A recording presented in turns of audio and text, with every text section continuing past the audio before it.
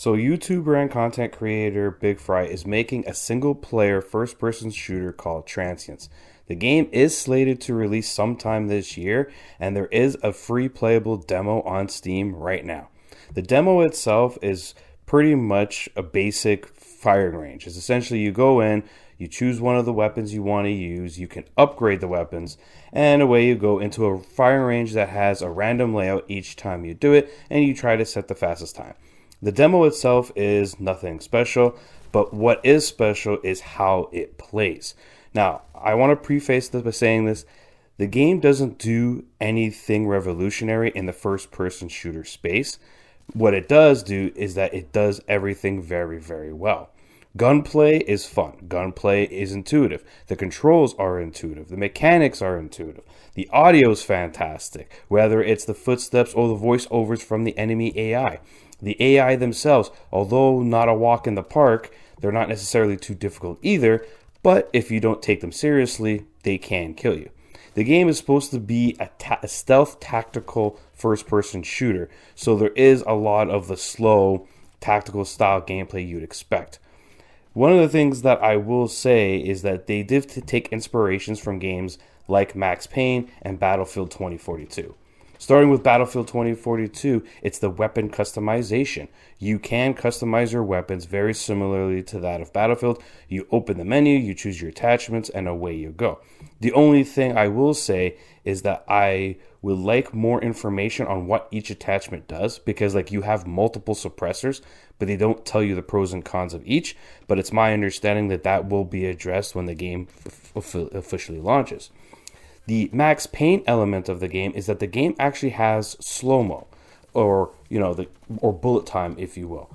And this is something that I think is really, really neat. I do like this in this game. Again, they're taking inspiration from Max Payne. And if you look at the developer blog, they do talk about how the story will be told with comic slides, much similar to the original Max Payne.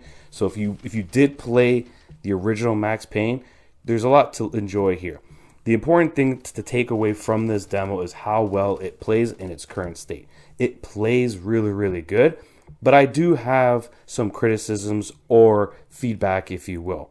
One of the things that they didn't talk about in the developer blog is whether or not you can slide. In the demo, you cannot slide. I tried multiple times. You can crouch, you can prone, but you can't slide. And I think if they're not going to put sliding in this game, it is a misstep in my opinion, because it would be really, really cool to dash around the corner, slide, hit slow-mo, and get those epic kills that you can get with that, slide and the cinematic feel. The game does not have a slide. Now, again, maybe it's against their design philosophy, but I feel like not having a slide really takes away from that epic loop that you could really have by incorporating a slide. I personally hope they do incorporate the slide. The other issue I have, and again, it's sticking with the movement, is I feel that the base movement speed is a little too slow for my liking. I would think that the base movement speed should be a little faster.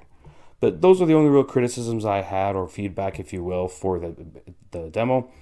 The other thing I will talk about is the game's visual styling.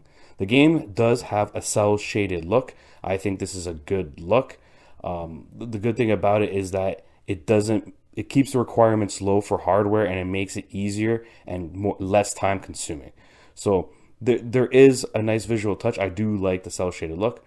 Overall, if you wanted to give the demo a try, it is free on Steam. There's no money required. The game is expected to launch in 2024.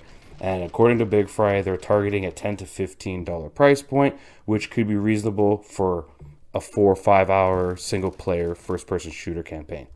But overall, check out the game if you will. Visit his channel, BigFry TV. He does cover pretty good stuff with shooters, and this game does look quite promising from an independent standpoint. This is Veteran Gamer, and I hope to see you guys next time.